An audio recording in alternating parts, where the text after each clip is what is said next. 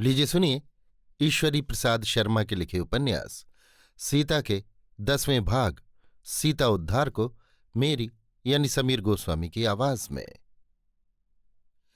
एक एक करके सुग्रीव के भेजे हुए सभी दूत लौट आए, पर कोई अपने कार्य में सफल न हुआ। एकमात्र हनुमान ही नहीं लौटे। उनके आने में जितनी ही देर होने लगी उतना ही सबके मन में भय, चिंता और आशंका पैदा होने लगी। रामचंद्र के मन में बड़ी भारी उत्कंठा होने लगी। लक्ष्मण अपने बड़े भाई की विकलता बढ़ती देख दिन दिन दुबले होने लगे।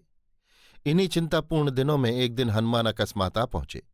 रास्ते में ही और कपियों ने उनसे सारा हाल पूछ लिया। अतएव सब लोग बड़ा आनंद कोलाहल करते हुए रामचंद्र के पास पहुंचे। ये देखते ही दोनों भाइयों के मन की कली खिल गई। आंखों में आनंद के आंसू उमड़ आए।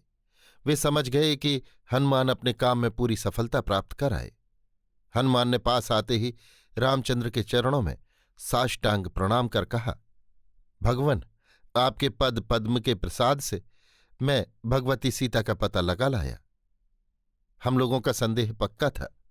लंकापति रावण ही उनको बलपूर्वक पकड़ ले गया है। आज 10 महीनों से वे जो कष्ट पा रही हैं वो देखते ही छाती फट जाती है। उन्होंने मेरे मुंह से आपका नाम निकलते ही जो विलाप आरंभ किया, जैसी दुख भरी कहानी सुनाई, वो सुनते सुनते मैं पागल सा हो गया। नाथ, अब शीघ्र दल बल सहित लंका चलिए और दुष्ट को दंड दे माता सीता का दुख मेटिए। उन्होंने चलते समय ये चूड़ामणि आपको देने के लिए दी है और रो रो कर कहा है कि मैं अब तक अवश्य प्राण दे देती, परंतु प्राणेश्वर के एक बार दर्शन किए बिना प्राण शरीर को छोड़ना नहीं चाहते। रावण जैसे दुष्टात्मा और पराक्रमी के पंजे में पड़कर भी उन्होंने जिस प्रकार अपने धर्म की रक्षा की है, सतीत्व की जो पराकाष्ठा दिखाई है, मानवीय रूप में देवित्व का जो स्पष्ट उदाहरण दिया है, वो उनका ही काम है। नाथ, ऐसी नारी पृथ्वी में और नहीं। उनका एक एक क्षण कल्प के समान बीत रहा है, पर आपके चरणों की दर्शन लालसा से ही वे अब तक जीवित हैं। अधिक क्या कहूं, उनकी विकलता देख क्षण भर का विलंब भी मुझे बहुत अखर रहा है। इसके बाद हनुमान ने सीता जी की कही हुई और बातें भी राम से कह सुनाई। सुनते सुनते उनका हृदय विदीर्ण हो गया और अश्रुधारा से पृथ्वी को सींचने लगे। तदनंतर कृतज्ञता भरे हृदय के साथ हनुमान को छाती से लगाते हुए राम ने कहा, भाई, तुम पर मेरी प्रीत भरत से कम नहीं। तुम्हें मैं आज से अपना छोटा भाई समझता हूं। तुमने मेरे लिए जो काम किया है कदाचित उससे अधिक मेरे भाई नहीं करते।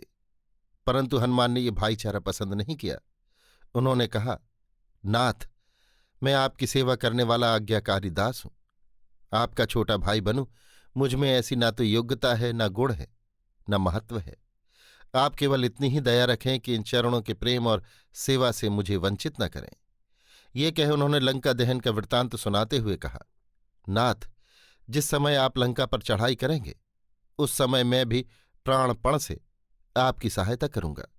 केवल प्रार्थना यही है कि अब इस जन्म में मुझे इन चरणों से न्यारा न कीजिए।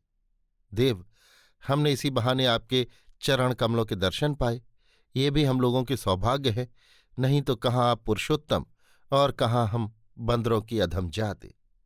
उनके इन प्रेम रस सने अमृतमय वचनों ने रामचंद्र को इतना मुग्ध कर दिया कि वे बारंबार सखा, मित्र, भाई आदि नाना प्रिय संबोधनों से उन्हें पुकारते हुए अपनी हार्दिक ममता प्रकट करने लगे। उस दिन से हनुमान ने प्रीत की ऐसी बेड़ी रामचंद्र के चरणों में डाल दी कि वे उन्हें फिर कभी अपनी पद सेवा से पृथक न कर सके। हनुमान ने भी उनकी जो अनन्य भक्ति की वो संसार में आदर्श है, और सेवा किस पदार्थ का नाम है इसका मर्म कुछ उन्होंने ही समझा था। धन्य हनुमान, तुम सा ज्ञानी, ध्यानी, भक्त, धर्मात्मा और विनयी होने के लिए कौन कपि होना नहीं चाहेगा। छल कपट भरे, पाप वासनापूर्ण, क्रोधी, दुष्ट और संसार की भलाई के लिए अग्रसर न होने वाले निकम्मे मनुष्यों को तो तुमसे बंदरों के जीवन पर ईर्ष्या होनी ही उचित है। बात की बात में सुग्रीव ने वानर भालुओं की बड़ी भारी सेना तैयार कर ली और लंका पर चढ़ाई करने के लिए सारा दल चल पड़ा। जब ये लोग समुद्र के किनारे पहुंचे तब वो अथाह जलराशि देख सबके हृदय कांप गए कि कैसे इतनी बड़ी सेना उस पार पहुंचेगी। लेकिन चेष्टा, उद्योग और अध्यवसाय के आगे कोई काम असाध्य नहीं होता। दिन रात के निरंतर परिश्रम के पश्चात समुद्र पर पुल बंध गया और सारी सेना लंका की छाती पर उतर पड़ी। जिस समय पुल बंध रहा था उसी समय रावण के छोटे भाई विभीषण ने आकर उससे कहा, भाई, बहुत वैर विरोध बढ़ाने से क्या लाभ? देखो, उस बार एक ही बंदर आकर सारी लंका की शोभा बिगाड़ गया। अब के ये पलटन की पलटन आ रही है। ये लक्षण अच्छे नहीं। अब भी मेल मिलाप का समय है, संधि कर लो। मेरी राय तो यही है कि तुम व्यर्थ का युद्ध न ठानो। परंतु रावण इस अच्छे परामर्श को मान लेने के स्थान में विभीषण पर क्रुद्ध हो गया और उसने उसे लात मारकर घर से बाहर निकाल दिया। विभीषण बेचारा सीधा सादा और धर्मात्मा व्यक्ति था। उसने इस तरह की शिक्षाएं अनेक बार रावण को दी थीं, पर आज तक सब ऊसर की वर्षा ही हुई। अतः वो पहले से दुखी था ही। इस बार अपमान की अंतिम सीमा आ जाने के कारण बिल्कुल ही रावण से फिरंट हो गया और राम के पास चला आया। रामचंद्र ने उसे अपना मित्र बना लिया और उसे इस बात का विश्वास दिलाया कि हम लोगों का उद्देश्य लंका का राज्य हड़प कर लेने का नहीं है। हम केवल दुराचारी को दंड देना और सती सीता को बंधन से छुड़ाना चाहते हैं। रावण को पराजित कर हम ये राज्य तुम्हारे ही हाथों में सौंप देंगे। अतएव तुम किसी प्रकार भय न करो। विभीषण इस तरह की उदार वाणी सुन प्रसन्न हो गया और राम के दल के साथ परम सुखपूर्वक रहने लगा। उसने रामचंद्र को लंका का राई रत्ती हाल बतला दिया, यहां तक कि उनसे वहां की कोई बात छिपी न रही। विभीषण के अपने दल में आ मिलने से रामचंद्र को बड़ा भारी सहारा मिला। वे और भी उत्साह के साथ युद्ध की तैयारियां करने लगे। रावण की रानी मंदोदरी बड़ी सती और शुद्धमती वाली स्त्री थी। भाग्य दोष से उसने ऐसा अन्यायी और दुराचारी पति पाया था, परंतु उसे भी पूज्य समझकर वो सदा उसकी आज्ञा का पालन और सेवा किया करती थी। किंतु वो केवल पत्नी का ही काम नहीं करती थी, वरन सहधर्मिणी का भी कर्तव्य पालन करती थी। जब कभी रावण अधिक अन्याय करने पर उतारू होता तब उसे वैसा करने से मना करती, पर वो उसकी कब सुनता था। लाचार उसे स्वामी के हठ के आगे अपनी इच्छा का विसर्जन कर देना पड़ता था। सीता जब से लंका आई तब से मंदोदरी ने 20 बार रावण को समझाया कि प्राणपति, अब भी चेत जाओ, एक सती को इतना न सताओ, नहीं तो सती के अपमान से हम लोगों का बड़ा भारी अमंगल होगा। परंतु वो पापी तो इसके लिए तैयार ही बैठा था। उसकी बुद्धि विनाशकाल आ जाने के कारण फिरी हुई थी। अतः वो मंदोदरी की सारी कही सुनी इस कान से सुनकर उस कान से बाहर कर देता था। रामचंद्र की सेना के आने और विभीषण के उनसे जा मिलने की बात सुन वो और भी घबराई। उसने रावण से जाकर कहा, नाथ, अब अंतिम समय है। इस समय यदि संधि की चेष्टा न करोगे तो न जाने भाग्य में क्या लिखा है। ये सुन रावण ने उसे डांटते डपटते हुए कहा, प्रिय, तुम स्त्री हो, तुम्हारा हृदय सहज ही कोमल और शंकाशील है। भला जिसके आगे त्रिलोकी में कोई वीर न ठहर सका उसे 2 छोकरे बंदर भालुओं की सेना लेकर क्या कभी हरा सकेंगे? असंभव बात है। तुम चुपचाप देखती रहो, युद्ध करने आए हैं तो आने दो। लाचार मंदोदरी चुप हो चली गई। इधर दोनों ओर के सैनिक अस्त्र शस्त्रों से सज धज कर अपनी अपनी मोर्चाबंदी करने लगे। दोनों सेनाओं के ज्वार से लंका समुद्र उथल पुथल होने लगा।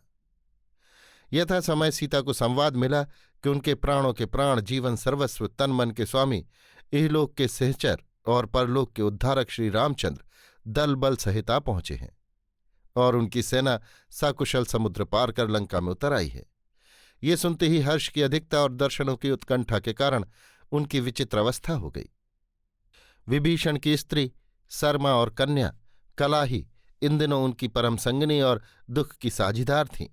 इन लोगों ने सीता देवी को आशा और आश्वासन के वचनों से सदा संतुष्ट और प्रसन्न रखना आरंभ किया और उनका अंधकारमय जीवन इस हल्की सी ज्योत से थोड़ा बहुत प्रकाशित हो उठा था।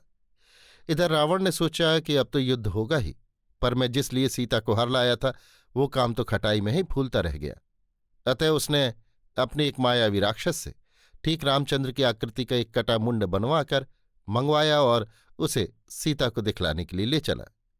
उसकी धारणा थी कि सीतापति का मरना जान मेरा कहना मान लेगी और उधर रामचंद्र को जब ये संवाद मिलेगा तब असती के लिए इतनी जीव हत्या करने को वे कभी तैयार न होंगे और घर लौट जाएंगे। फिर तो सांप भी मरे और लाठी भी न टूटे। दुष्ट रावण वो मायामुंड लिए हुए सीता के सामने आया और बोला, लो, जिसके लिए तुम मरी जाती हो उसका ये कटा सिर देखकर जी ठंडा कर लो। कहो, अब किसके बल पर उछलोगी? अब भी मान जाओ, एक बार अपने मुंह से मुझे प्रेम की भिक्षा दान कर दो, बस मैं कृतार्थ हो जाऊंगा। ये सुन और उस मुंड को सचमुच अपने स्वामी का सिर जान सीता हाहाकार करने लगीं। वे बड़ी विकलता के साथ रोती रोती मूर्छित हो गईं। बड़ी देर तक उनकी मूर्छा न टूटी और वे ज्यों की त्यों पड़ी रहीं। राक्षसियों ने बड़े उपचार किए, परंतु उन्हें किसी तरह चेतना नहीं हुई। ये देख वहां ठहरना आवश्यक न समझ रावण चला गया। बड़ी देर बाद जब सीता की मूर्छा भंग हुई, तब वे घबराहट और शोक भरी दृष्टि से चारों ओर देखती हुई आप ही आप कहने लगीं, हाय, अंत में क्या मेरे भाग्य में यही बदा था? रावण, तो इस पाप का फल तिल तिल करके पाएगा। तूने आज मेरे ऊपर जैसा वज्र गिराया है, वैसा एक नहीं 100 बार तेरे ऊपर गिरेगा। पापी, तू मुझे अनाथ नहीं बना, मनमानी करना चाहता है। ये आशा ताक पर रख दे। मैं अभी अपने स्वामी के पास जाती हूं। आर्य नारी का पति से जन्म भर का ही नाता नहीं होता, जन्म जन्मांतर तक बना रहता है। तेरे जैसे करोड़ पापात्मा भी इस संबंध के बंधन को नहीं तोड़ सकते। मैं जीवन में स्वामी के दर्शन न कर सकी तो क्या हुआ, मरकर तो उनके पास पहुंचूंगी। हाँ, क्या कोई ऐसा पुण्यात्मा नहीं है जो उनके सहयोगी शरीर के पास मुझे पहुंचा दे, जिसमें मैं उनके साथ ही चिता पर जलकर सती हो जाऊं?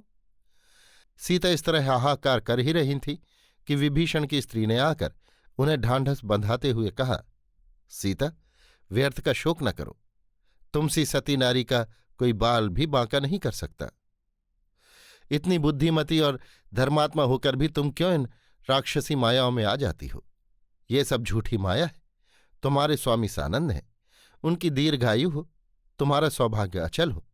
ऐसी अमंगल आशंका को कदापि हृदय में स्थान न दो। ये सुन सीता चुप हुई और बोली, रावण, मैं तुझे क्या शाप दूं? तेरा कार्य ही तेरे लिए शाप है। उस कर्मरूपी वृक्ष में जो विष फल फल रहा है, उसी से तेरा सर्वनाश होगा। तेरा एक निरपराध निरीह और निर्बल अबला को इस तरह पीड़ित करना कभी निष्फल नहीं जाएगा। क्या तू नहीं जानता कि प्रबल राजा होकर निर्बल पर बल प्रयोग करना तथा गौ, ब्राह्मण और स्त्री को कष्ट पहुंचाना अपने ध्वंस को आप ही निमंत्रण देकर बुलाना है? तदनंतर सीता ने शर्मा से कहा, बहन, तुम्हारे गुण मैं जीवन के अंतिम सांस तक गाऊंगी और भगवान यदि फिर अच्छे दिन दिखाएंगे तो मैं तुम्हारे इन उपकारों का अवश्य बदला चुकाऊंगी। युद्ध होने लगा। राक्षसों और वानरों की सेनाएं परस्पर भिड़ने लगीं। रावण के बेटे, पोते, भाई, बंधु एक एक करके सभी युद्ध में काम आने लगे। रामचंद्र की बली भुजाओं ने शत्रुओं की सेना इस तरह काट कर रण में बखेर दी, जैसे किसान पके हुए अन्न के पौधों को हंसिया से काट काट कर बिछाता चला जाता है। थोड़े ही दिनों के युद्ध में राक्षसों के समस्त गिने चुने वीरों का संहार हो गया। कुंभ, निकुंभ, अतिकाय, मकराक्ष, वीरबाहु, कुंभकर्ण आदि महावीर सदा के लिए समरसेज पर सो गए। प्रतिदिन युद्ध होता, दोनों ओर से जी तोड़ चेष्टा की जाती, परंतु सब दिन राम की ही जीत होती भी क्यों नहीं। राम का पक्ष धर्म और न्याय का था तथा रावण की ओर पाप, अधर्म, अन्याय और कलुप्ता ही काम कर रही थी। वानरों ने इस युद्ध में ऐसी वीरता दिखाई कि रामचंद्र 100 मुंह से भी उनकी बड़ाई करके नहीं अघाते थे। इसी तरह लंका प्रायः वीर शून्य हो गई। केवल रावण का पुत्र मेघनाद किसी तरह किसी के वश में नहीं आता था और अपने पराक्रम के आगे सबको तेजहीन किए हुए था। उसने तो एक बार दोनों भाइयों को नागपाश में भी बांध लिया था, पर वानरों ने बड़ी चेष्टा करके उन्हें छुड़ा लिया। बहुत हैरान करने के बाद वो भी काल का कौर हुआ। रावण को महान शोक हुआ, क्योंकि उसके पुत्र के समान बलि उसकी सेना में और कोई न था। उसका वध होते देख उसने अच्छी तरह समझ लिया कि बड़ी बुरी घड़ी में मैं सीता को हर लाया था, जो इस प्रकार वंश समेत मारा गया। उसने सोचा, अब क्या करूं? क्या इतनी दूर तक आकर लौट जाऊं? वैसी अभिमान भरी बातें कहकर अब क्या अपमान से सिर नीचा करूं? नहीं, अब मरने के अलावा कोई उपाय नहीं। प्राण विसर्जन करके ही अपने पाप का प्रायश्चित करूंगा। भाई बंधुओं और पुत्र पौत्रों को काल की भेंट कर अपने सुख के लिए इन तुच्छ प्राणों को बचाने के निमित्त शत्रुओं के आगे सिर झुकाऊं? नहीं, ऐसा त्रिकाल में भी नहीं हो सकता। यही सोच विचार कर वो अब की बार स्वयं युद्ध भूमि में आया और जी खोलकर लड़ने लगा। थोड़ी ही देर युद्ध कर उसने लक्ष्मण के हृदय में ऐसी सांग मारी कि वे मूर्छित होकर गिर पड़े और रामचंद्र उनके प्राणों की आशंका से घबरा उठे। वे बच्चे से बिछड़ी हुई गाय की तरह ऊंचे स्वर से विलाप करने लगे। भाई के प्रेम प्रवाह में नारी की चिंता, युद्ध का कर्तव्य, क्षत्रिय का धर्म, सब कुछ डूब गया। उनका करुणा भरा क्रंदन सुन पत्थर का हृदय भी विदीर्ण होने लगा। विभीषण ने ये विपद आई देख एक वैद्य को बुलवाकर लक्ष्मण की परीक्षा करवाई। देखभाल कर वैद्य ने गंधमादन पर्वत से संजीवनी बूटी लाकर पिलाने की व्यवस्था दी, परंतु कठिनाई तो ये थी कि उतनी दूर से बूटी लाए कौन। निदान जिन अद्वितीय वीर ने अनायास समुद्र लंघन किया था, इस बार भी वे ही आगे बढ़े। हनुमान झटपट गंधमादन पर्वत पर जाने के लिए तैयार हो गए। उन्होंने राम का नाम ले शीघ्र ही यात्रा कर दी। रात बीत चली। वैद्य ने कहा था कि यदि रातों रात औषधि पेट में न पड़ी तो लक्ष्मण के प्राण कदापि न बचेंगे, परंतु अब तक हनुमान नहीं आए। ये देख रामचंद्र भ्रातृशोक से व्याकुल हो धीरज छोड़कर रोने लगे। इसी समय एकाएक टूटी हुई आशा बंध गई। चातक के पिपासित कंठ में अमृत समान स्वाति की बूंद टपक पड़ी। संजीवनी बूटी लिए हुए हनुमान आ पहुंचे। वैद्य के बतलाए अनुसार बूटी लक्ष्मण को पिला दी गई। उसके दो एक घूंट गले के नीचे उतरते ही लक्ष्मण ने आंखें खोल दीं। राम की सेना में आनंद ध्वनि और जय घोष होने लगा। रावण के कानों में भी वो जय ध्वनि पहुंची और उसने भी सुना कि लक्ष्मण मरकर फिर जी उठे। अब तो उसे पूरा विश्वास हो गया कि इस युद्ध में उसका निस्तार नहीं है। मरता क्या न करता। रावण अब की बार क्रोध में भरकर मैदान में उतरा और विकट युद्ध करने लगा। वो एक प्रसिद्ध वीर था। उसने देवताओं को समरभूमि से भगा दिया था। उसका युद्ध कौशल देख राम की सेना में खलबली मच गई, परंतु अंत में धर्म ने अधर्म पर विजय पाई। राम के विष समान बाणों ने रावण को धराशायी कर ही दिया। पृथ्वी का एक बड़ा भारी भार उतर गया। अधर्म का साम्राज्य लुप्त हो गया। रावण के गिरते ही राक्षस वंश का मानो दीपक बुझ गया। विभीषण को ऐसे दुष्ट भाई के मरने का भी बड़ा शोक हुआ। सच है, लाख बुराई हो, परंतु रक्त अपना प्रभाव दिखाए बिना नहीं रहता। तदंतर राम की आज्ञा के अनुसार विभीषण ने यथाविधि उसका मृतक संस्कार किया। वानर सेना युद्ध विजय के आनंद में मग्न हो गई। चारों ओर श्री रामचंद्र की जय का उल्लासपूर्ण स्वर गगन मंडल को विदीर्ण करता हुआ सुन पड़ने लगा। इसी समय रामचंद्र ने हनुमान को बुलाकर कहा, भाई, तुम्हारे ही द्वारा मैंने पहले पहल खोई हुई सीता का संवाद पाया था। तुम्हारी ही वीरता, धीरता, चतुराई और दया के कारण हम लोग इस युद्ध में विजयी हुए हैं। अतएव तुम ही सबसे पहले सीता के पास जाकर युद्ध में जय होने का समाचार कह सुनाओ और उनका कुशल संवाद ले आओ। इस सेना में और किसी को वे जानती पहचानती भी तो नहीं है, इसलिए देर न करो। आज्ञा अनुसार हनुमान अशोक वन की ओर चले। सीता के पास पहुंच हनुमान ने उनसे रावण के मारे जाने का हाल कह सुनाया और ये भी कहा कि भगवान रामचंद्र ने आपकी कुशल पूछी है। ये सुन सीता कहने लगी, बेटा, स्वामी ने मेरी कुशल पूछी है। उन्होंने वीर की तरह संग्राम में प्रवृत्त हो प्रबल शत्रु पर विजय पाई है। क्षत्रिय का कर्तव्य पालन करने में समर्थ हुए हैं। उनकी दासी के लिए यही सबसे बड़ी कुशलता की बात है। तो जब तक मेरे ये नेत्र उनके चरण कमलों के दर्शन नहीं करते, तब तक मेरी कुशल कहाँ है। तुम जल्द जाकर उन्हें बुला लाओ, विलंब न करो। हाँ, तुमने मुझे पहले भी स्वामी का संदेश पहुंचाकर कृतार्थ किया था और इस बार भी ये महा आनंददायक समाचार आ सुनाया है, पर बदले में मैं न तो उस बार ही तुम्हें कुछ दे सकी थी, न इस बार ही कुछ दे सकती हूं। केवल जी खोलकर आशीर्वाद देती हूं। अशोक वन वासिनी दुखनी सीता के पास और रखा ही क्या है। ये कहते कहते सीता के नेत्र सजल हो गए। हनुमान ने कहा, माता, आपके इन आशीर्वादों का मोल क्या कुछ कम है। आप किसी सती साध्वी देवी के आशीर्वचन ससाग्रा पृथ्वी के राजत्व से भी अधिक सुखकर हैं। यही आशीर्वाद दें कि आप लोगों के चरणों में मेरी प्रीत सदा बनी रहे और आप लोगों की सेवा ही करते करते मैं जीवन के शेष दिन बिता दूं। ये कह हनुमान राम के पास चले आए। उन्होंने राम से सीता की उत्कंठा की बात कह सुनाई। सुनकर रामचंद्र ने विभीषण से कहा, भाई विभीषण, तुम ही जाओ और जानकी को अच्छे अच्छे वस्त्र अलंकार पहनाकर यहां बुला लाओ। मैं तो प्रतिज्ञा से बंधा हूं। 14 वर्ष पूरे हुए बिना किसी नगर के भीतर जाने में असमर्थ हूं, अतएव मैं नहीं जा सकता। ये बात कहते ही कहते रामचंद्र का मुखमंडल शोक की हल्की छाया से युक्त हो गया। सबने समझा कि बहुत दिनों के विरह की याद ने ही उनको इतना चिंतित कर दिया है, परंतु उस समय उनके मन के भीतर कैसा अंधड़ तूफान जारी था वो कौन जानता था। सच बात तो ये थी कि एक विचित्र चिंता ने उस समय उनके हृदय सागर को मथित करना आरंभ कर दिया था।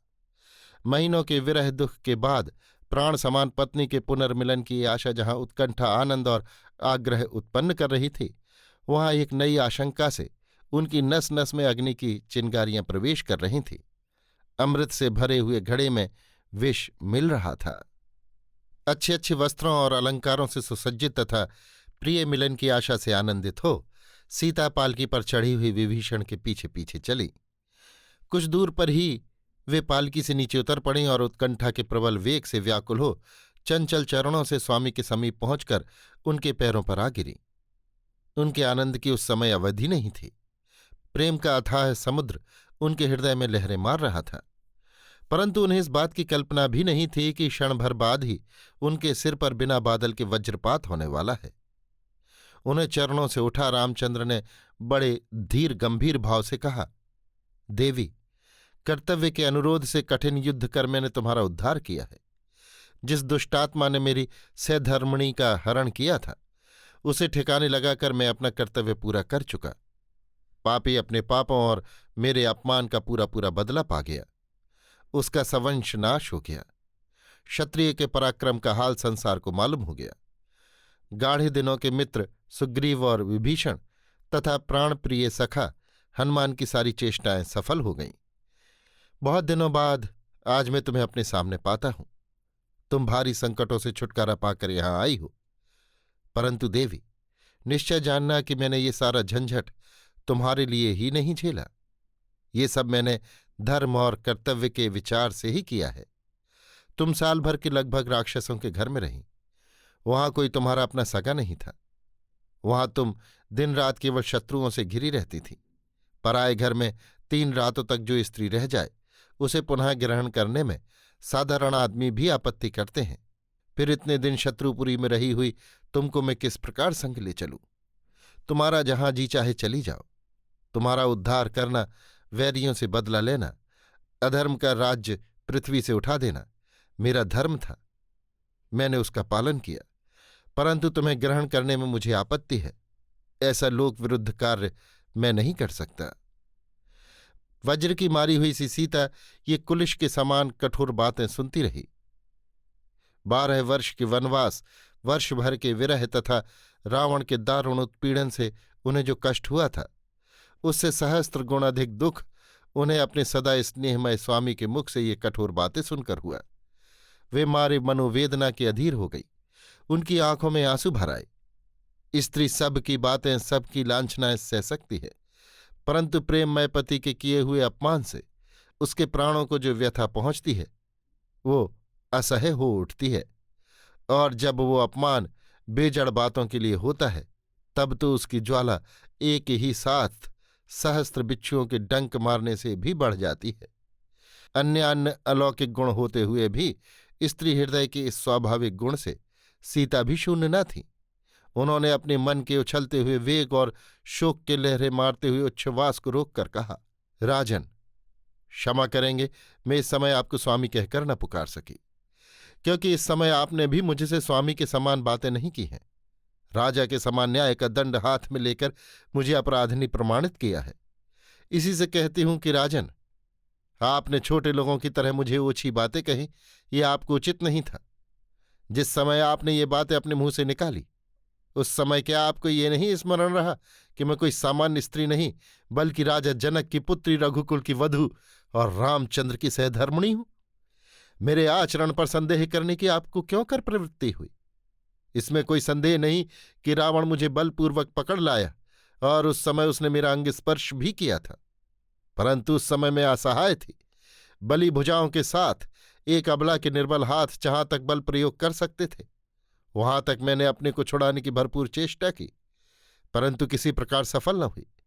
आपत्तिकाल में धर्म का इतना सूक्ष्म विचार नहीं किया जाता। रही उसके घर में रहने की बात, सो मैंने उस पाजी की ट्योढ़ी का चौखट तक नहीं लांघा। मेरे ये सारे दिन अशोक वन में शोक करते हुए बीते हैं। उसने मुझे प्रलोभन दिखाने में कोई कसर नहीं की, परंतु स्वामी के चरणों के ध्यान तथा धर्म के अटल अनुराग से मैं उन सारे विपद जालों से अपने को बचाती रही।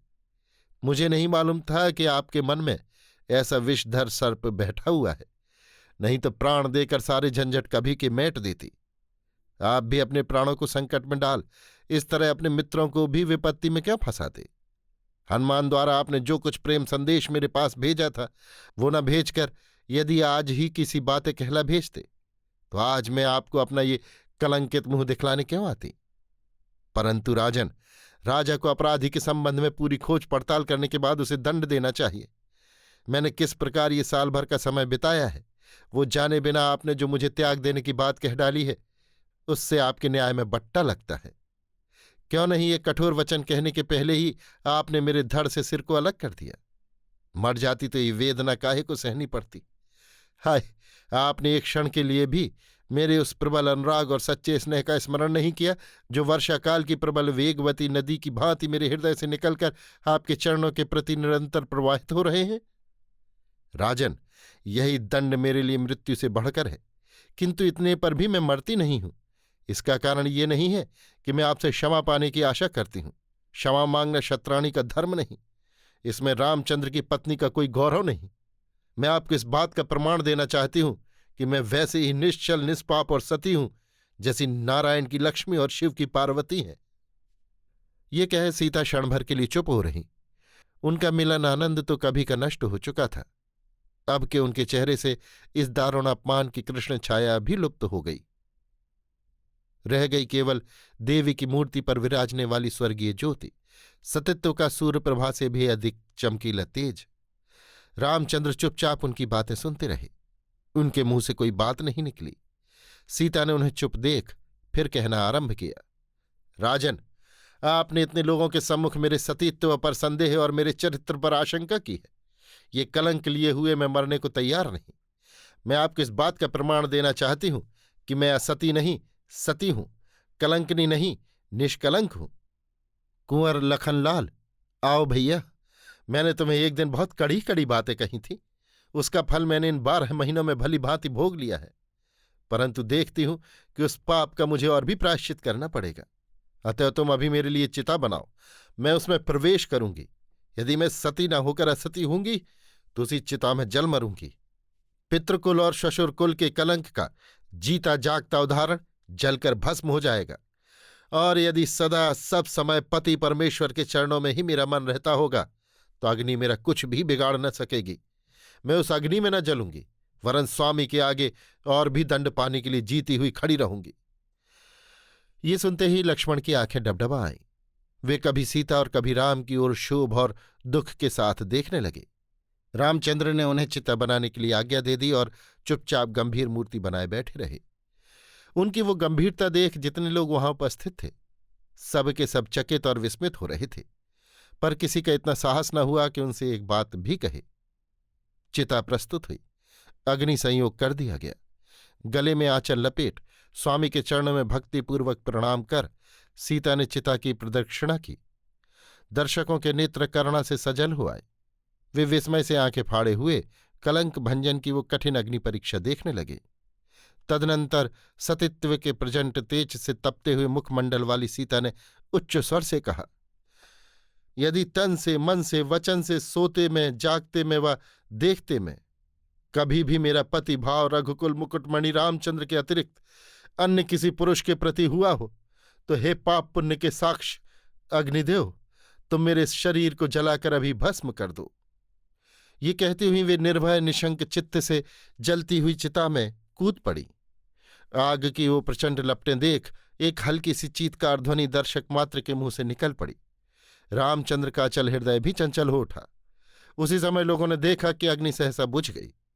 एक वृद्ध ब्राह्मण सीता को लिए हुए चिता से बाहर आए और बोले, राम, सीता सती कुल शिरोमणि है, इन पर संदेह करना तुम्हारे लिए अनुचित है।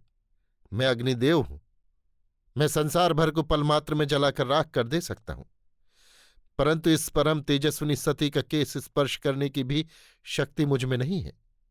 सीता को तुम सादर ग्रहण करो, देखो, इस धरातल में ऐसी कठिन परीक्षा में आज तक कोई उत्तीर्ण नहीं हुआ। सती के इस प्रताप को देखो, इस महत्व के गौरव को मन में लाओ। इन देवी ने अहर्निश तुम्हारे चिंतन और नाम स्मरण का व्रत पालन किया है। उसके फलस्वरूप इनको अपनी हार्दिक श्रद्धा की पात्री बनाओ। ये कह ब्राह्मणवेशी अग्निदेव अंतर्धान हो गए। रामचंद्र ने हृदय से प्रसन्न हो कहा, देवी, प्रियतमे, साध्वी, आज जो काम तुमने कर दिखाया है वो त्रिकाल में भी संभव नहीं है। मैं तुम्हें आज भी वैसा ही प्यार करता हूं जैसा पहले करता था। मेरे हृदय के सिंहासन पर तुम्हारी देवी मूर्ति के सिवाय अन्य का अधिकार नहीं है। वहां तुम्हारी पूज्य प्रतिमा सदा एक भाव से विराजती रही है। परंतु लोकापवाद से बचने और समाज के नियम तथा धर्म के निर्वाह के लिए ही मैंने ये कठोरता हृदय पर पत्थर रखकर अवलंबन की थी। आओ भगवती, मेरी आंखों पर उसी तरह बैठो जैसे बैठने का तुम्हें सदा से अधिकार है। लोक में तुम्हारी इस कठिन परीक्षा की कथा युग युगांतर तक गाई जाए। संसार सती का महात्म्य समझे और आर्य महिलाएं इस पुण्य का गौरव देख शिक्षा ग्रहण करें। इसीलिए देवताओं ने मेरी ऐसी मति फेर दी थी कि मैंने तुम्हारी ऐसी विकट परीक्षा ली। क्या आपने सदा के स्नेहशील स्वामी का एकमात्र लोक दिखावे के लिए किया हुआ अपमान तुम न भूल जाओगे? मुझे न क्षमा करोगे? रामचंद्र के ये वचन सुनते ही सीता की सारी ग्लानि मिट गई। क्षण भर पहले जिस भयानक ज्वाला से उनका हृदय जल रहा था वो एकाएक ठंडी हो गई। वे पुलकित होकर उनके चरणों पर गिर पड़ी और बोली, नाथ, ये कैसी बात है? किससे क्षमा मांगते हो? अपने चरणों की दासी से? आजन्म किंकरी से? ये कहना आपको शोभा नहीं देता, उल्टा मेरे सिर पर पाप चढ़ता है। आपकी ये कठोर परीक्षा मेरे लिए कितनी मंगलकारणी हुई है वो मैं अब समझ रही हूं। आप ऐसा न करते तो मैं कैसे संसार को अपनी सच्चरित्रता का प्रमाण दे सकती। संसार के लोगों को कुछ कहने सुनने का अवसर न देकर आपने मेरा जो मंगल किया है उसके लिए मैं कहाँ तक आपकी बड़ाई करूं। ये निठुरता मेरी भलाई ही करने वाली हुई। फिर तो स्वामी और स्त्री का वो वर्ष भर के बिछोह के बाद का सम्मेलन इतना सुखकारक हो उठा जिसकी सीमा नहीं। रामचंद्र के सैनिक, सेनापति और हित मित्र हर्ष से जय जय की प्रचंड ध्वनि करने लगे। उन्होंने सीता के सतीत्व का जो तेज उस समय आंखों देखा वो जीवन में फिर कभी न भूला। धन्य भगवती सीता, धन्य तुम्हारा पतिव्रत। यही बात बार बार सबके हृदय से निकलकर मुंह पर आने और दिग्दिगंत में फैलने लगी। सीता ने पुनः पति के चरण कमलों के दर्शन पाए, उनके समीप बैठने का सौभाग्य प्राप्त किया। अतः वे धन्य धन्य हो गईं। उनकी वो प्रसन्नता, वो आनंदोल्लास, हर्ष की अधिकता के मारे चरणों की वो चंचलता, वाणी की वो विकलता, नयनों की वो मधुरता और मुखमंडल की वो बढ़ी हुई ज्योत देख यही मालूम होता था मानो चातकी ने बूंद पाई, जन्म दरिद्र रंक से राव हो गया, मरते हुए के मुंह में अमृत पड़ गया, सूखती हुई लता का सरस नीर से सिंचन हो गया। रामचंद्र ने लंका का राज्य विभीषण को दे दिया। लक्ष्मण के हाथ से उसको राजतिलक दिया गया। कई दिन बड़े आनंद उत्सव और आमोद प्रमोद में बीते। जिसने जो मांगा उसने वही पाया। याचक अयाची हो गए, दरिद्र दाता हो गए, रंक राव बन गए। रामचंद्र ने शत्रु को हराकर ऐसे परिश्रम से जीती हुई लंका भक्त विभीषण को बिना मोह माया के दान कर दी। इन्हीं दिनों रामचंद्र ने हिसाब लगाकर देखा कि 14 वर्ष पूरे होने को आ गए हैं। अब अयोध्या को लौट चलना चाहिए, नहीं तो अवधि पूरी होने पर भी मुझे आया हुआ न देख भरत भारी अनर्थ कर बैठेंगे। वे निश्चय ही प्राण त्याग कर देंगे। ये विचार मन में उदय होते ही रामचंद्र ने विभीषण से कहा, भैया, मैं तो बड़ी विकट समस्या में आ फंसा हूं। मुझे अब तक इस बात का स्मरण ही न रहा कि मेरे वनवास की अवधि के अब 2 ही 4 दिन रह गए हैं। अब मैं इतनी जल्दी कैसे अयोध्या पहुंच सकता हूं? उधर भरत मेरे आने के दिन बड़ी उत्कंठा से गिन रहे होंगे।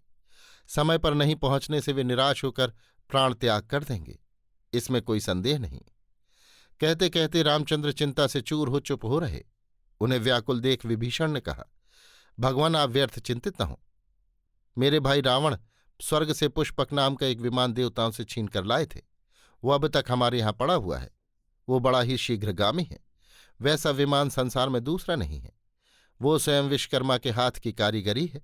उसके द्वारा मेरे स्वर्गीय भ्राता ने बड़ी बड़ी यात्राएं सहज ही तय कर डाली थी। उस पर सवार हो आप नियत समय के भीतर अवश्य ही अयोध्या पहुंच सकेंगे। ये कह विभीषण ने विमान लाने की आज्ञा दी। उसके आते ही सीता, राम, लक्ष्मण, सुग्रीव, विभीषण और हनुमान बारी बारी से उस पर जा सवार हुए। सब लोग सुखपूर्वक विमान पर बैठ चुके तब विभीषण ने रामचंद्र की आज्ञा ले विमान का यंत्र घुमाया, जिससे वो हाहास करता हुआ एक विशालकाय पक्षी की भांति आकाश में उड़ चला। नीचे खड़े हुए लोग तालियां पीटने लगे और जय जानकी जीवन की जय कहते हुए हर्ष ध्वनि से आकाश कंपित करने लगे। विमान उड़ता हुआ जाने लगा। देखते ही देखते वो किष्किंधा आ पहुंचा। सीता देवी के आग्रह से थोड़ी देर के लिए वो नीचे उतारा गया और सुग्रीव के घर की स्त्रियां भी उस पर चढ़ा ली गईं। तदनंतर विमान फिर तीर वेग से उड़ता हुआ जाने लगा। रामचंद्र ऊपर ही से सीता को उन स्थानों को दिखाने लगे जहां कहीं तो उन्होंने उनके साथ रहकर दुख के दिन सुख से बिताए थे और कहीं उनसे बिछुड़ जाने पर रो रो कर आंसुओं से भूमि भिगोई थी। गए दिनों की याद दिलाने वाले उन स्थानों का वर्णन सुन और बहुत ऊंचे से देखने के कारण उनकी कुछ निराली ही शोभा निरख कर सीता के मन में एक साथ ही हर्ष, शोक और विस्मय के भाव उत्पन्न होने लगे। इसी प्रकार उड़ता हुआ विमान प्रयाग पहुंचा। वहां पहुंचते ही रामचंद्र को अपने वनवास के आरंभिक दिनों की याद आ गई और उन्होंने एक बार फिर भरद्वाज ऋषि के आश्रम में जाना चाहा। अतः विमान फिर नीचे उतारा गया। ऋषि ने बड़े प्रेम से उन लोगों का स्वागत किया और रामचंद्र के मुंह से वनवास का सारा हाल सुन सुख और दुख दोनों का समान अनुभव किया। कई बातों को विचार कर सबकी सलाह से हनुमान यहीं से भरत को सब लोगों के वनवास से लौट आने का संवाद देने के लिए अयोध्या भेज दिए गए। हनुमान बहुत शीघ्र अयोध्या में आ पहुंचे। नंदीग्राम में भरत के पास जा उन्होंने सबके आने का संवाद कह सुनाया। सुनते ही भरत बड़े आनंद से अधीर हो उठे और उसी क्षण उन्होंने नगर भर में आनंद उत्सव करने के लिए शत्रुघ्न को आज्ञा दे दी। सारी अयोध्या में आनंद के बादल उमड़ आए। राह बाट गली कूचे सर्वत्र ध्वजा पताकाएं फहराती हुई दिखाई देने लगीं। राजद्वार पर नौबत बजने लगी। संतान वियोगिनी मातृभूमि अपने प्यारे बच्चों के स्वागत के लिए दोनों हाथ पसार कर खड़ी हो गई। बड़ी उत्कंठा से विमान के आने की बाट देखी जाने लगी। सारी अयोध्या के लोग ऊपर को मुंह उठाए आकाश मार्ग की ओर देखने लगे। छज्जों, मुंडेरों, अटारियों और छतों पर बैठी हुई पुरनारियां बड़ी बेचैनी के साथ आकाश की ओर एकटक देखने लगीं। रास्तों, बाग बगीचों और मैदानों में असंख्य मनुष्य जमा होकर आकाश की ओर टकटकी लगाए देखने लगे। देखते देखते विमान अयोध्या के ऊपर चील के समान मंडराता हुआ दिखाई पड़ा। सबके हृदय चंद्र दर्शन से उमड़े हुए समुद्र की तरह उछल पड़े। मातृभूमि की वो अलौकिक शोभा और पूर्ववासियों का वो अद्भुत प्रेम देख रामचंद्र, लक्ष्मण और सीता के मन में बड़ा ही आनंद हुआ। यथा समय विमान नीचे उतरा। बहुत दिनों के बिछड़े एक दूसरे से मिले। बार बार परस्पर आलिंगन करते हुए भी उन्हें तृप्ति नहीं हुई। अपने वीर पुत्रों को नाना संकटों से उद्धार पाकर आया हुआ देख माताओं को जो अपरिसीम आनंद हुआ वो लिखकर बतलाना मानो मातृ स्नेह के अथाह समुद्र की थाह लेने की व्यर्थ चेष्टा करना है। रामचंद्र ने भरत और शत्रुघ्न को गले लगाकर जो अद्भुत भ्रातृ स्नेह प्रकट किया, नेत्रों में आंसू लाकर उनके निश्चल, निश्चल और निस्सीम स्नेह की जो बड़ाई की, उसे देखकर सुग्रीव और विभीषण को बड़ा पश्चाताप हुआ कि एक ये भी भाई भाई है और एक हम भी थे जो अपने भाई को मृत्युपथ का पथिक बनाए। कदाचित इस भ्रातृ प्रेम को देख भारत के उन अभागे निवासियों को भी ग्लानि उत्पन्न हो जाए जिस पवित्र संबंध का तिरस्कार कर छोटी मोटी बातों पर आपस में उलझ पड़ते और नास्ति बंधु समूह रिपु का पाठ पढ़ने लगते हैं, तो भारत की कुछ भलाई हो। आजकल जितने घर बिगड़ते दिखाई देते हैं वे सब प्रायः बंधु विरोध के ही कारण। भाई का मोल सब लोग समझने लगे तो हम इतने गिरकर भी किसी दिन ऊपर उठ सकते हैं। सबसे मिलने जुलने के बाद रामचंद्र ने सुग्रीव और विभीषण आदि का सबसे परिचय कराया और सब लोग उन्हें अपने घर के आदमी समझने लगे। उन्होंने अयोध्या में जो आदर सत्कार पाया उससे वे परम संतुष्ट हुए और सभी शोक और ग्लानि के भावों को भूल गए। जिन कैकई ने ये सारा विपत्ति का नाटक रचा था उनके पास जा जिस समय राम, लक्ष्मण और सीता ने प्रणाम किया उस समय वे मारे लज्जा और संकोच के मरने लगी। रोते रोते उनकी घिघी बंध गई। रामचंद्र ने उन्हें तरह तरह से समझाया और कहा, माता, तुम क्षण भर के लिए भी ऐसा न सोचना कि मैं तुमसे रुष्ट हूं। तुम मुझे कितना प्यार करती हो ये भली भांति मालूम है, पर मेरे कर्म फल को तुम क्या करती? इतना सब होना बदा था, इसी से तुम कुटिल मनुष्यों के वहकावे में पड़ गई। पर मैं ये जानता हूं कि वे 14 वर्ष तुमने मन ही मन बहुत कष्ट सहकर बिताए हैं और पछतावे की आग से जलकर तुम्हारा हृदय फिर वैसा ही सोने का सा खरा हो गया है। भला भरत जैसे स्नेही भाई की माता के प्रति मेरा क्षण भर के लिए भी दुर्भाव हो सकता है? वैसा होने से माता, मेरे सारे पुण्य क्षीण हो जाएंगे, नरक की यंत्रणा से भी उस पाप का प्रक्षालन न होगा। ये सुन केकई का दुख दूर हो गया, उनकी सारी ग्लानि मिट गई। इस प्रकार सबको आनंद में मग्न करते हुए वे तीनों वनवासी सबसे मिलते जुलते, खाते पीते और हास्य परिहास करते हुए विश्राम करने चले गए। सबके इस आनंद आमोद का दिन भर उपभोग कर सूर्यदेव भी अस्ताचल की चोटी पर जा पहुंचे और नक्षत्र चंद्रमा को भी इस सुख का प्रसाद पाने का अवसर दे गए।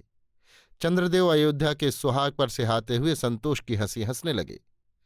बड़ी रात बीतने पर सब लोगों ने निद्रा देवी की शरण ली। जब तक लोग जगे रहे तब तक इस आनंददायक मिलन की ही चर्चा करते रहे। धीरे धीरे आनंद के साथ दिन बीतने लगे। नित्य के आमोद उत्सवों के कारण अयोध्या आनंद का आगार बन गई।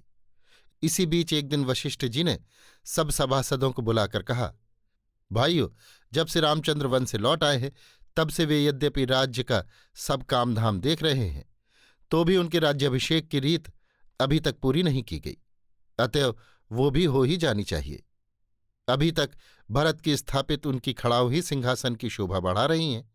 अब वे अपने चरण कमलों से कृतार्थ करें, यही मेरी इच्छा है। मुनि की ये बात सबने पसंद की और उसी समय मंत्रियों ने कर्मचारियों को अभिषेक की तैयारी करने की आज्ञा दे दी। सभी राजाओं, हित मित्रों, सगे संबंधियों और ऋषि मुनियों को निमंत्रण देने की व्यवस्था भी कर दी गई। यथा समय रामचंद्र राजगद्दी पर बैठे। 14 वर्ष का सूना सिंहासन फिर अलंकृत हुआ। उस समय भरत ने राम की वो खड़ाऊ उनके पैरों में पहनाते हुए कहा, पूजनीय भाई साहब, आपकी इन चरण पादुकाओं को आपके स्थान में रखकर दास ने इनको सदा आपके ही समान समझा और हृदय में इनका भय, आदर, श्रद्धा और भक्ति रखते हुए राज्य की व्यवस्था की है। अब आप इन्हें पहन लें, क्योंकि अब इनके द्वारा शासन नहीं होगा आपके न्यायी करों के द्वारा। तो भी इतना कह देना मैं अपना कर्तव्य समझता हूं कि आपकी इस धरोहर को मैंने तनिक भी नहीं बिगाड़ा, बल्कि पिता के समय से भी इस समय की राज्य की व्यवस्था अच्छी है। आप देखेंगे तो आपको मालूम होगा कि इसकी संपत्ति पहले से 10 गुनी बढ़ गई है। अब आप अपनी धरोहर संभालिए। आज से हम तीनों लघु भ्राताओं को जो आज्ञा करेंगे उसे हम सदा पालन करने के लिए तैयार हैं। भरत के इन वचनों का सबने जयध्वनि के साथ आदर किया और उनकी उदारता, निस्वार्थता और निष्कपट भ्रातृप्रीत ने सभी उपस्थित जनों का मन मोह लिया। राज्यारोहण के बाद रामचंद्र बड़े न्याय और प्रेम के साथ प्रजा का पालन और शासन करने लगे। उनकी प्रजा उनके राज्यकाल में ऐसी सुखी हुई कि वैसा सुशासन शायद और किसी राजा के राज्य में न देखा गया और न सुना गया। आज लाखों वर्ष बीत गए हैं, परंतु रामचंद्र की प्रजाप्रीत, सुशासन और नीति निपुणता की कीर्ति कथा अब भी भारत के घर घर गाई जाती है। राम का राज्य ऐसा सुख का भंडार बन गया था कि अब तक अच्छे राज्य की उपमा राम राज्य से दी जाती है। रामचंद्र के राजतिलक के कुछ दिनों बाद तक अयोध्या में रहकर सुग्रीव और विभीषण आदि मित्र अपने अपने घर चले गए। जाते समय रामचंद्र ने उन्हें नाना प्रकार के अमूल्य उपहार दिए और उनका बार बार आलिंगन कर कृतज्ञता और स्नेह के आंसुओं से आंखें तर किए हुए उनको विदा किया। सब लोग तो चले गए, परंतु हनुमान नहीं गए। सीता के सतीत्व की जो महिमा उन्होंने देखी थी और रामचंद्र के उदार हृदय का जो परिचय उन्होंने पाया था, उससे उनका ये दृढ़ विश्वास हो गया था कि वे लोग मनुष्य नहीं, देवता हैं। इसी भक्ति के कारण उन्होंने उनकी चरण सेवा में ही अपना सारा जीवन समर्पण कर दिया। पाठक पाठिकाओं, इस प्रकार सारी विघ्न बाधाओं को पार करने के अनंतर पति के राज सिंहासन पर बैठने से सीता को कुछ अधिक आनंद हुआ, ऐसा न समझें। उनके लिए तो पतिदेव के चरणों के दर्शन करते हुए उनके समीप में वास करना ही सारी वसुधा का राज्य था। वे सच्ची पतिव्रता, उच्च हृदया देवी थीं। वन की आज्ञा पाकर ही उन्हें कौन सा बड़ा भारी शोक हो गया था जो आज अपार आनंद होता।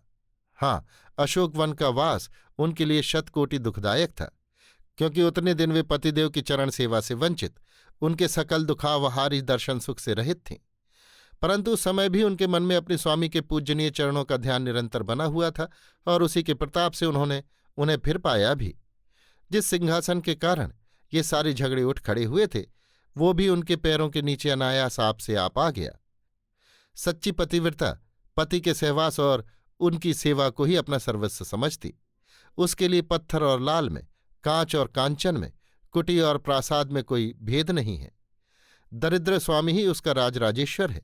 दुखिया पति ही उसके लिए देवराज इंद्र के सुख ऐश्वर्य का अधिकारी है। इसीलिए सिंहासन के आधे भाग की अधिकारिणी होने का उनके मन में ना तो कुछ गर्व था न हर्ष।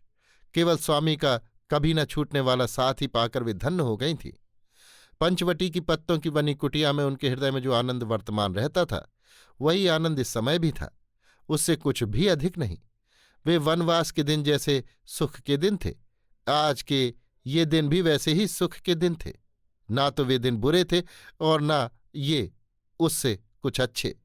उन्होंने तो वन चलते समय स्पष्ट शब्दों में कह दिया था, नाथ सकल सुख साथ तिहारे, शरद विमल विधु वदन निहारे। इसी कारण उनके लिए अयोध्या वन की अपेक्षा कुछ अधिक सुखदायिनी नहीं थी। जिस आनंद के झरने से निकलकर उनके हृदय नदी में निरंतर हर्ष की धाराएं बहा करती थी, वे पतिदेव ही उनके सकल सुखों के आधार और समस्त सौभाग्य के दाता थे। वे जिस स्थान पर रहें वही सीता के लिए स्वर्ग है, चाहे वह अयोध्या का राजमहल हो या दंडक का घनघोर जंगल। धन्य सीते, धन्य तुम्हारी पति भक्ति। सचमुच पति के आगे तुमने अपने अस्तित्व तक को खो दिया था। उनके जीवन में अपना जीवन दूध में पानी की तरह मिला दिया था। यदि ऐसा न होता तो तुम रामचंद्र जैसे मर्यादा पुरुषोत्तम देवस्वरूप ईश्वर अवतार नरपुंगव को स्वामी रूप में कैसे पाती?